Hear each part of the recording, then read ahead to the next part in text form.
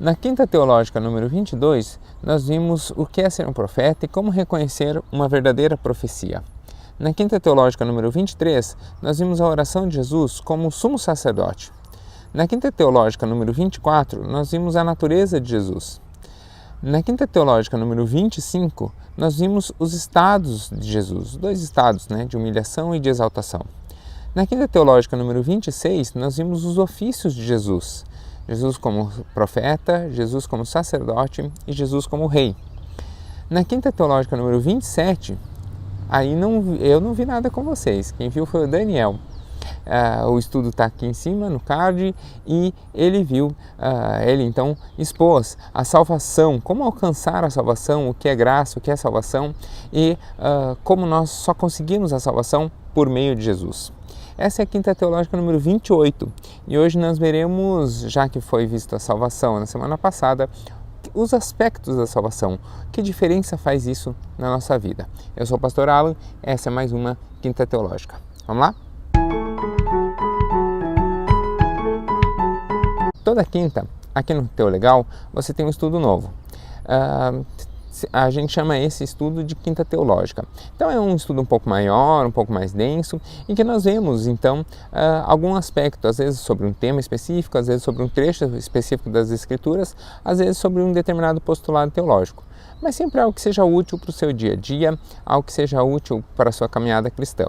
E agora, a partir da semana que vem, toda terça-feira, às 19 horas, você vai ter um rápido estudo que é uma porção das Escrituras. Então, eu comecei com um livro de Salmos e eu leio cada dia, cada vídeo, um salmo e explico esse salmo. Então, eu vou lendo e explicando, a série chama Bíblia Explicada, eu vou lendo e explicando cada um dos salmos. Então, te convido também a assinar o canal, ativar as notificações, porque daí toda terça você acompanha um vídeo da série A Bíblia Explicada e na quinta-feira você acompanha a Quinta Teológica.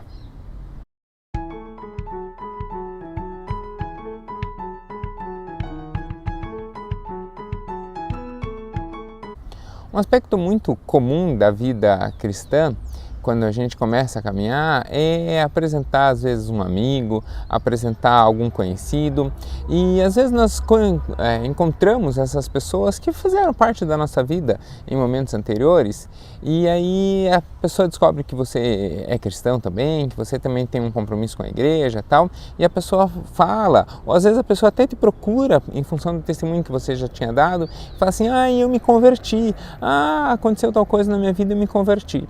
E que história é essa de conversão? O que é isso? O que a salvação muda o que na nossa vida? Bom, a salvação ela vai mudar a nossa vida em 4 aspectos.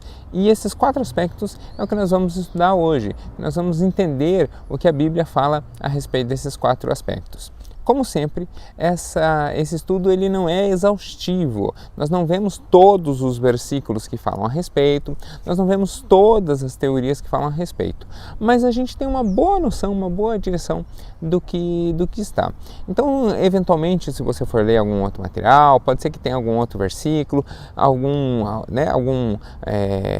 ideia um pouquinho, um versículo diferente, ou de um livro diferente. Às vezes eu pego um livro do Novo Testamento e lá vai ter um do Antigo Testamento, ou o contrário e tal. Então a ideia aqui não é exaurir o pensamento, mas termos uma boa noção introdutória a respeito do tema que é estudado. Então, a salvação ela vai afetar a nossa vida em 4 aspectos, que é o que a gente está vendo hoje. Então vamos começar pelo primeiro aspecto?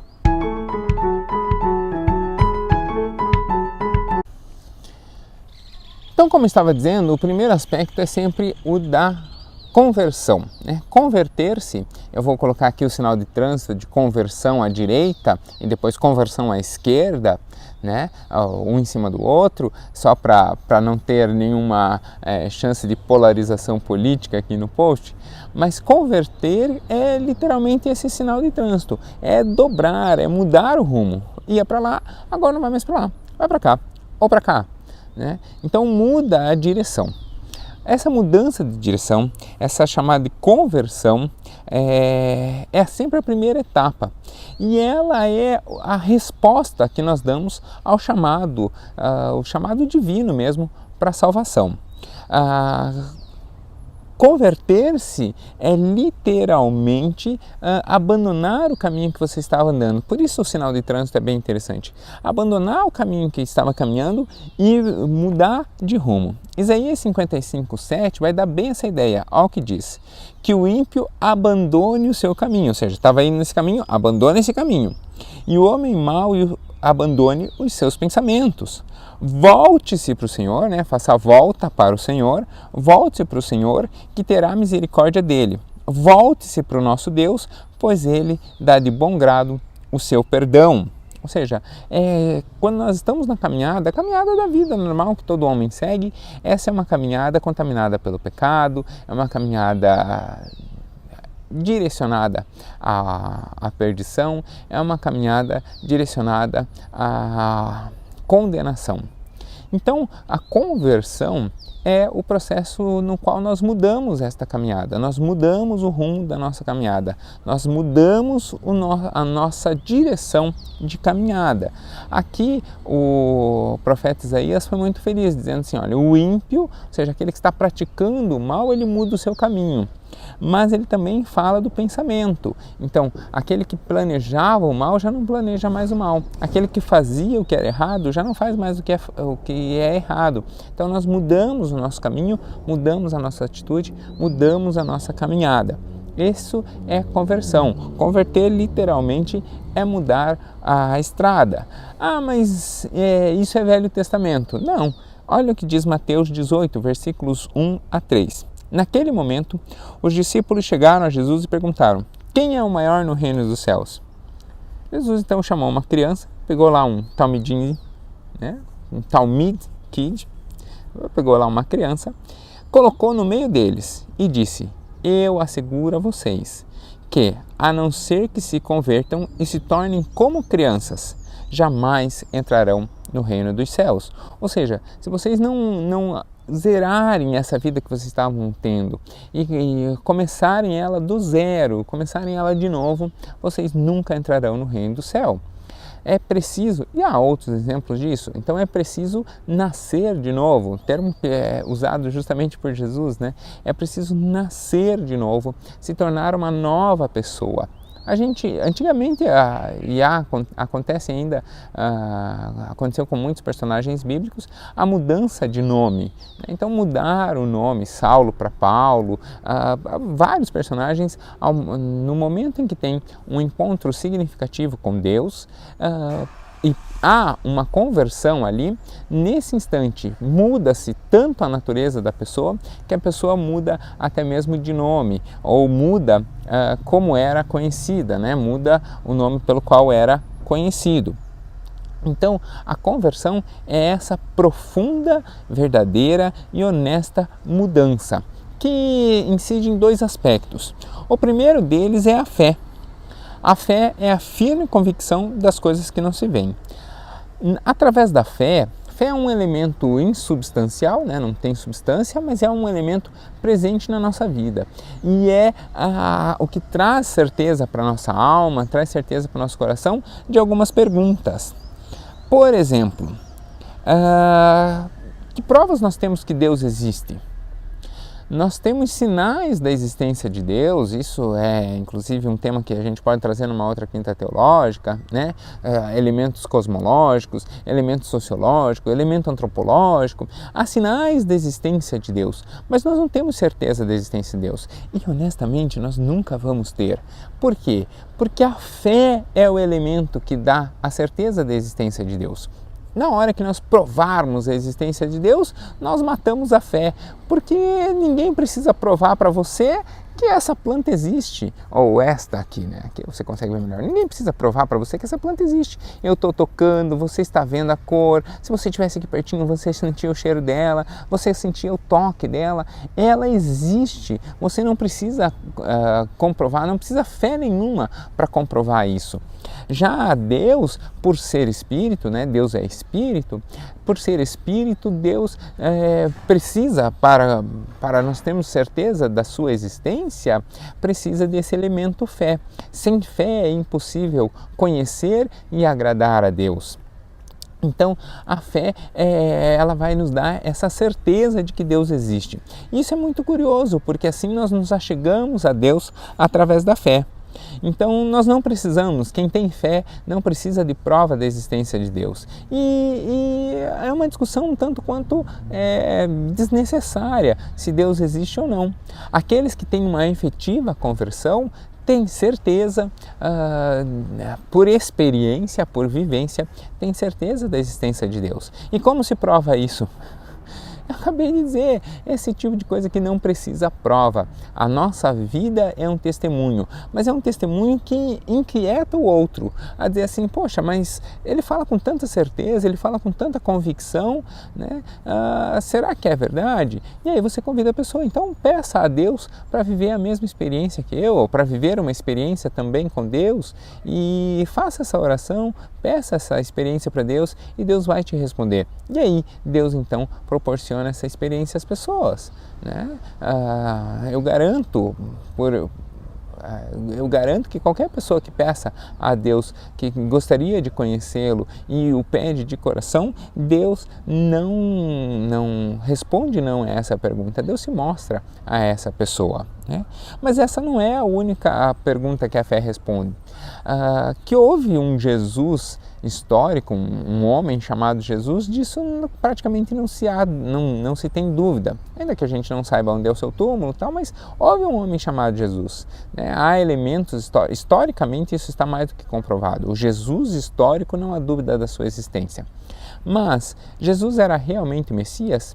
Jesus era realmente Filho de Deus? Jesus era realmente quem ele dizia ser?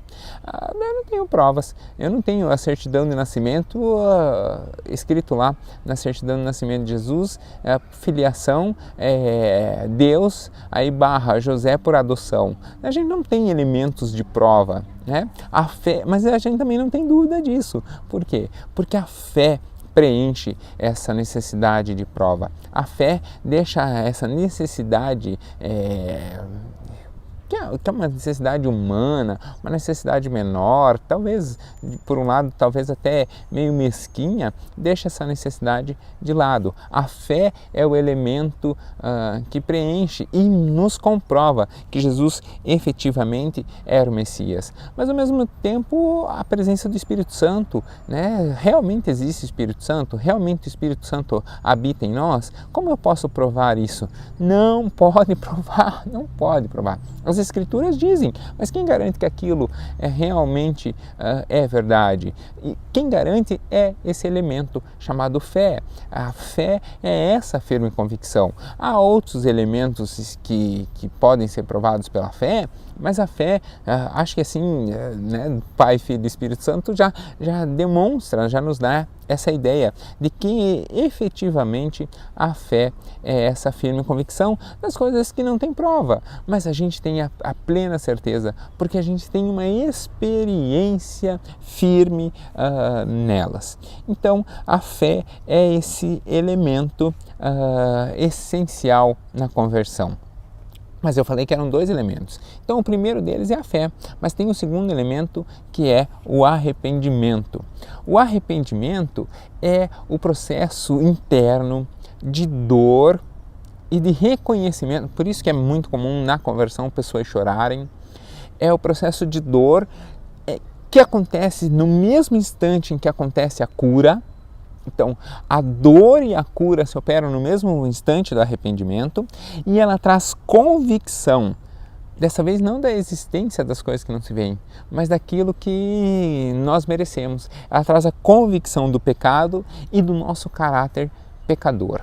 Então, o arrependimento é o que comprova que nós somos pecadores e que carregamos um pecado que precisa de perdão, que nós não conseguimos nos achegar a Deus carregando esse pecado. Arrependimento é essa dor. E é uma dor porque é um processo de abertura. O arrependimento é um processo de quebra, de fissura, de abertura de uma porta. Que porta é essa? Bom, essa porta vai estar lá em Apocalipse 3:20, em palavras que são do próprio Jesus, gravadas lá em Apocalipse, e que diz assim: Eis que estou à porta e bato. Se alguém ouvir a minha voz e abrir a porta, eu entrarei em sua casa. Cearei com ele e ele ceará comigo. Então comerei com ele e ele comerá comigo. O arrependimento é essa abertura da porta. Eu abro a porta da minha vida, abro a porta do meu coração, aqui o coração no sentido simbólico, eu abro a porta do meu coração para que Cristo entre e venha cear comigo, venha estar comigo. Cear é a ideia de estar em comunhão, estar junto, estar celebrando das mesmas benesses, daquilo que foi conquistado na cruz. Então o arrependimento provoca em nós essa dor, é uma dor natural, de um processo de mudança. Veja, a nossa natureza de pecador está sendo trocada, então é algo normal que cause algum incômodo, mas que dá as condições para a entrada do Espírito Santo e da presença de Jesus em nossa vida. Essa mensagem de arrependimento, ela é pregada N vezes pelos profetas do Antigo Testamento, a gente vê muito, mas a gente vê também com João Batista. João Batista já pregava isso em Mateus capítulo 3, versículo 2, quando ele diz: arrependam-se, pois o reino dos céus está próximo. E o reino até hoje ainda está muito próximo a ponto de podermos alcançar.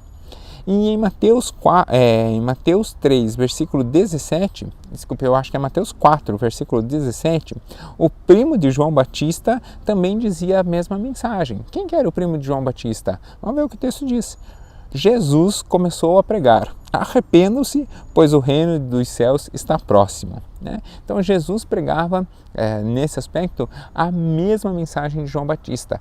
É preciso arrependimento para nos chegarmos ao reino dos céus. Então, tanto a mensagem de João Batista, do ponto de vista dos profetas, quanto a mensagem de Jesus, do próprio Messias, é sempre essa, nos chamando, nos conclamando ao arrependimento. E aqui eu queria fazer então uma pausinha para fazer uma distinção entre remorso e arrependimento. Qual é a diferença entre remorso e arrependimento? Remorso e arrependimento são dois sentimentos muito próximos. Remorso e muitas vezes os dois causam dor. A diferença básica entre remorso e arrependimento é o coração da pessoa. No remorso, a pessoa não gostou de ser descoberta, não gostou de ter aquele pecado exposto e não quer o arrependimento. Ela sentiu a dor de ter errado, mas ela fala: bom, errei, mas quem não erra, e pronto, e seguirei errando. No arrependimento, há o desejo profundo, fundamentado, verdadeiro de não mais cometer aquele erro.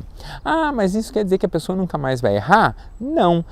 Isso quer dizer que a pessoa nunca mais terá o desejo de errar. Ainda que erre, aquilo vai ser uma escorregada no caminho. Então a pessoa fala: eu não quero mais errar, e sem querer eu erro. Quem fala isso é o próprio apóstolo Paulo, quando ele diz: o bem que eu quero fazer eu não faço, e o mal que eu não quero fazer, quando eu vejo, já fiz. Mas veja que o coração dele está nisso, em fazer o que é o bem, e de vez em quando ele não consegue. Mas ele tem consciência, a sua vida é dedicada a fazer o bem. Quando consegue, muito bem. Quando não consegue, ele se arrepende e volta a tentar fazer o bem. Então essa é a diferença do arrependimento e do remorso. No arrependimento, abandona-se o velho caminho, abandona-se a velha prática. No remorso, a dor vem por ser descoberto. Legal? Então vamos seguir o estudo. Mas a diferença, a ideia da conversão não é tudo na vida. Na conversão, nós estamos unidos com Cristo e passamos a ter acesso ao céu. Como é uma vida nova, nós, a partir de então, começamos a contar do zero essa vida. E quando nós estamos no começo de uma vida, a gente assume uma parcela da vida chamada infância. Nós somos crianças na fé. E aí não interessa a idade, né? Se você se converteu aos 90 anos, amém, glória a Deus, aleluia, mas você é uma criança na fé. Você está começando a sua caminhada ali. Espero que seja uma caminhada longa, mesmo com os 90 anos, né? Então, nós estamos começando uma caminhada, nós somos crianças na fé. Paulo mostra que nós devemos realmente começar como criança, mas nós não podemos ficar eternamente como crianças. A ideia lá de Jesus de mostrar uma criança é que nós devemos manter o coração puro como de uma criança. Mas que o processo, a segunda etapa, é que nós somos impulsionados, nós somos empurrados a crescer na fé. E esse crescimento é chamado de regeneração. É por isso que Paulo vai, sobre a igreja de Corinto, Paulo vai chamar a atenção deles. E isso está registrado lá em Coríntios 3, versículo 1 a 3, quando diz assim: Irmãos, não lhes pude falar sobre as coisas espirituais, mas apenas sobre as coisas desse mundo, porque ainda são crianças em Cristo. Eu lhes dei leite e não alimento sólido, porque vocês ainda não tinham condições de receber alimento sólido. De fato, vocês ainda não estão nessas condições, porque ainda são como crianças. Então o que ele está dizendo aqui é, vocês se converteram e ficaram nesse primeiro amor sem crescer na fé. É importante conservar o coração, né, esse primeiro amor, para lembrarmos desse processo de arrependimento e do resgate, mas é preciso crescer, é preciso buscar ainda mais, é preciso estudar, é preciso conhecer as Escrituras, ler as Escrituras, né, e entender o que Deus fala ao nosso coração. Se você já tem alguns anos de caminhada, você sabe que no começo você não orava como você ora hoje, você não lia a Bíblia como você lê hoje, você não entendia as coisas espirituais como você entende hoje, né? Isso é um processo de etapa, isso é uma etapa, aliás, do processo, isso é um passo da caminhada, isso é a progressão, é o nosso crescimento espiritual. Então a regeneração é esse processo, a segunda etapa é a regeneração, é esse processo de aprendizagem, é esse processo de crescimento e de amadurecimento, é quando nós deixamos a nossa vida nova crescer. O processo de regeneração, então, é o nosso processo de crescimento espiritual. E aí é muito interessante na vida das pessoas, porque algumas vão acontecer de sopetão, de pronto. Em algumas áreas a pessoa vai levar muitos anos, às vezes, para passar pela regeneração. Algumas pessoas vão passar pela mesma dor, umas pessoas vão passar facilmente, vão ter essa parte regenerada muito fácil, outras vão passar pela regeneração através de uma dor muito grande, através de um processo muito grande, muito lento. Então é algo bastante peculiar, bastante pessoal. Mesmo assim, a Bíblia nos instrui a respeito disso. Houve tempo, Tito, capítulo 3, versículo 36, vai falar sobre isso. Houve tempo em que nós também éramos insensatos e desobedientes. Vivíamos enganados e escravizados por todo tipo de paixões e prazeres. Vivíamos na maldade e na inveja, sendo detestáveis e odiando uns aos outros. Mas, quando da parte de Deus, nosso Senhor, se manifestaram a bondade e o amor pelos homens, não por causa de atos de justiça, por nós praticados, mas devido à misericórdia de Deus, Ele nos salvou Ele nos salvou pelo lavar regenerador e renovador do Espírito Santo, que Ele derramou sobre nós generosamente por meio de Jesus, nosso Salvador. Então a regeneração é esse processo, né, de lavagem, de purificação que nós passamos na nossa vida.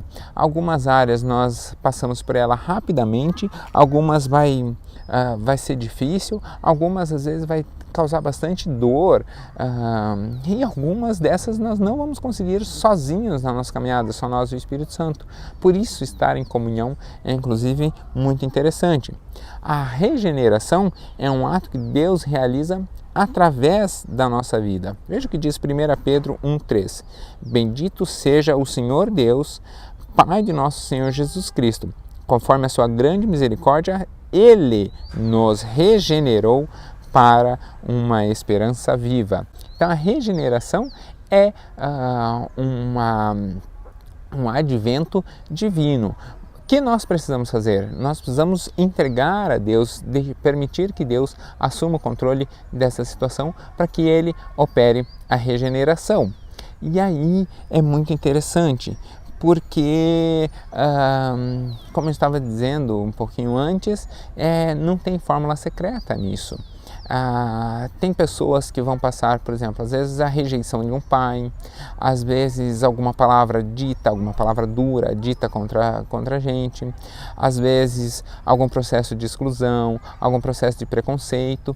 Tudo isso pode gerar dores que precisam de regeneração, precisam de restauração, né, da nossa identidade, da nossa nova identidade ser restaurada, e algumas pessoas passarão por isso de modo bem tranquilo, passarão talvez pela mesma ofensa de modo pacífico, de modo tranquilo. Outros passarão por isso com muita dor.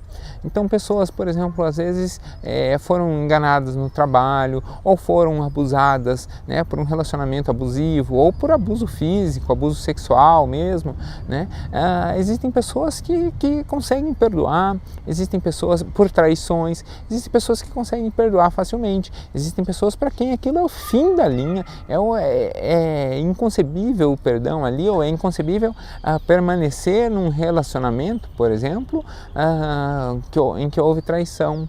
Então não tem fórmula fechada, isso é Deus atuando e o Espírito Santo atuando em cada um. Às vezes algumas pessoas vão levar anos para se curar, algumas pessoas vão levar anos, por exemplo, para perdoar pai, para perdoar mãe, né? Outras pessoas vão entender, poxa, meu pai era um ignorante, meu pai aprendeu assim, ele não podia agir diferente comigo, né? Então não tem uma fórmula secreta. O que é importante é termos honestidade de coração. Deus, isso aconteceu na minha vida, isso não deveria ter acontecido dessa maneira, então aqui eu gostaria que a sua regeneração se operasse. Como? Como o Senhor quiser. O Senhor me conhece melhor do que eu mesmo, então, por favor, opera a regeneração aqui da melhor maneira possível, para que isso ocorra de modo a que eu possa glorificar o Seu nome através da minha vida e do meu testemunho. Viu? É simples, né? E aí deixar Deus efetivamente atuar. Agora que a regeneração já foi compreendida e o helicóptero já passou, essa é uma das desvantagens de gravar em ambiente aberto, a gente passa ao terceiro aspecto da salvação, que é a justificação. Então, justificação, ela é uma etapa bem interessante, porque ela vai se operar apenas no futuro, quando nós chegarmos diante de Deus. Mas nós já conseguimos exercer os frutos e algumas pessoas exercerem a dor de não compreenderem a justificação desde já. Então eu vou explicar a justificação e depois eu explico essa parte. A justificação é literalmente a ideia de sermos justificados ou nos tornarmos justos diante dos olhos de Deus. O que acontece é que todos nós passaríamos por julgamento, todos nós teríamos a nossa vida avaliada, todos nós teríamos que prestar contas àquele que nos deu a vida. E ao fazer isso, com certeza, todos seríamos condenados. Não há um só justo entre nós. Todos pecaram, destituídos estão da glória de Deus. Todos nós somos condenáveis diante de Deus. Acontece que ao olhar para nós, Deus vai nos olhar nesse olho de julgamento, dizendo realmente há condenação sobre a vida do pastor Alan, há condenação sobre a vida do Alan, há condenação, há pecado sobre a vida do Alan, mas esse pecado já foi pago na cruz. Então, ao olhar para a minha vida, ao olhar para mim, Deus não enxerga este pecado porque esse pecado já foi pago na cruz por meio do sacrifício de Cristo Jesus. Todos nós carregamos transgressões que justificariam a nossa condenação. Mas, ao chegar diante de Deus, nós somos vistos pelo sacrifício de Jesus. Isso quem diz não sou eu, isso quem diz é o próprio apóstolo Paulo. E ele vai falar isso bastante lá no livro de Romanos. Por que isso? Porque Roma, além de ser a capital do império, Roma era um grande império que teve uma construção muito interessante. A lei das 12 tábuas, o Código Civil nosso, a lei no mundo todo. Ninguém se forma em direito em qualquer lugar do mundo sem estudar a lei romana. Um jeito de se referir à lei até hoje é em latim, né? Lex, até hoje. E existem expressões do latim usadas no direito no mundo todo. Por exemplo, dura lex, sed lex. A lei é dura, mas é a lei, né? É preciso cumprir a lei, por mais dura que ela seja. Os romanos entendiam muito do que é justiça, os romanos entendiam muito do que é ser justo, entendiam muito do que é ser condenado, portanto, e por isso Paulo vai dizer, essa ideia de justiça, essa ideia de ser, essa ideia de justiça, essa ideia de se apresentar diante de Deus e ser julgado, essa ideia já não cabe mais para vocês já não têm mais condenação. Olha o que Romanos 8, 32 até o 34 vai dizer. Quem fará alguma acusação contra os escolhidos de Deus? É Deus quem os justifica. Quem os condenará? Foi Jesus Cristo que morreu, e mais, que ressuscitou e está à direita de Deus e também intercede por nós. Ou seja, quem poderá condenar um filho de Deus? Ninguém. Por quê? Porque qualquer condenação que poderia haver sobre essa pessoa foi paga com o sangue inocente de Jesus lá na cruz. Diante de Jesus, diante de Deus, aliás, por Cristo Jesus, nós somos justificados e então somos considerados justos. Romanos 4, 25 vai dizer isso. Ele foi entregue à morte por nossos pecados e ressuscitado para a nossa justificação, para que nós fôssemos considerados justos. Cristo, ao morrer e ao ressuscitar, nos justifica diante do Pai. Nós somos justos diante de Deus. E aí eu comecei falando que esse é um processo que vai acontecer então. Então, quando nos achegarmos diante do Senhor, ou no dia em que a nossa vida se acabar aqui nesse mundo, ou no dia em que a igreja subir, nós, ao nos achegarmos diante de Deus, nós seremos justificados, nós já estamos justificados. Aí eu falei assim que muitas pessoas então sofrem hoje por causa dessa falta de justificação. Por quê? Porque as pessoas não conseguem se perdoar. O pecado mais difícil de ser perdoado é aquele que a gente comete. A minha pequena experiência pastoral tem mostrado isso. A maioria das pessoas sofre, é muito fácil você perdoar quando o outro peca contra você, é muito fácil você perdoar quando o outro levanta qualquer juízo contra você, é muito fácil você perdoar quando o outro faz alguma coisa contra você. Mas quando nós fazemos e quando nós agimos, quando o pecado é nosso, isso é muito difícil da pessoa se sentir perdoada. Eu vejo inclusive isso nos comentários, por exemplo, dos cultos lá aqui no YouTube, né? Às vezes a pessoa reitera o pedido e não entende que uma vez pedido perdão, a pessoa está livre, já toca a vida. Não, a pessoa fica insistindo, eu preciso disso, eu sinto muita vergonha por ter feito isso, eu sinto muita vergonha por ter feito aquilo. Assim, não é errado você repetir se esse sentimento ainda de perdão ainda não surgiu no seu coração, mas é preciso ter consciência de que pediu perdão, grava isso na mente, grava isso no coração e toca a vida, né? Espera uma outra necessidade de pedir perdão, mas aquilo que você confessou está perdoado, toca a vida, abre o teu coração para que o perdão entre realmente ali. Então, a consciência da justificação é algo muito difícil de adquirir. É que, na verdade, não é difícil de adquirir, é que nós tornamos difícil de assumir esse sentimento de ser justificado diante de Deus. Mas isso está disponível, isso é uma dádiva divina da qual nós devíamos nos usar mais. E o quarto aspecto, então já encerrando o estudo de hoje, o quarto aspecto da nossa conversão, da nossa salvação, é a adoção. Nós passamos então a ser filhos por adoção, nós pertencemos à família cristã. Deus nos dá a oportunidade de sermos parte da sua família. E aí todos nós somos na mesma categoria, né? Que é, todos nós somos filhos de Deus. Gálatas, capítulo 4, versículos 5 e 6 vai dizer isso. A fim de redimir os que estavam sob a lei, para que recebêssemos a adoção de filhos. E porque vocês são filhos, Deus enviou o Espírito de seu Filho ao coração de vocês. E esse Espírito clama: Abba, Pai. E nessa família, como tal, os mais velhos, os que já estabeleceram uma caminhada, os que já estudaram um pouco, que já vivenciaram um pouco, ensinam os que são mais novos, né? Ao mesmo tempo, os mais novos incentivam os mais velhos a prosseguirem na caminhada. É por isso que é tão importante estarmos em comunidade. Por isso que é tão importante estarmos congregando em uma igreja, porque ali os esforços são somados e a nossa vida caminha mais tranquila. Por isso eu queria terminar a oração de hoje aplicando esses 4 aspectos sobre a nossa vida. Vamos orar? Senhor, eu quero colocar cada uma das pessoas que assistem o estudo de hoje, que nós possamos ter a compreensão plena da salvação, que nós possamos ter a consciência, tanto de mente quanto de coração, de termos alcançado a salvação por meio do sacrifício de Cristo Jesus. Por isso, como estudamos hoje, eu peço que o Senhor esteja nos auxiliando a converter os nossos maus caminhos aos caminhos que o Senhor determinou para nós.